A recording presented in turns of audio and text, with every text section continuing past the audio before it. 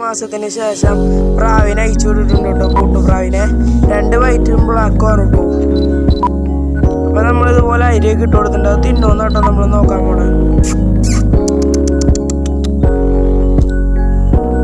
തിന്നാനായിട്ട് വരുന്നുണ്ട് കേട്ടോ guys. Black തിന്നു തുടങ്ങി കേട്ടോ ഗൈസ്. വൈറ്റ് അത് കണ്ട് നോക്കിക്കാണ് കേട്ടോ ഗൈസ്. കയ്യിലുള്ളതൊക്കെ ഇട്ട് കൊടുത്തിട്ടുണ്ട് കേട്ടോ ഗൈസ്.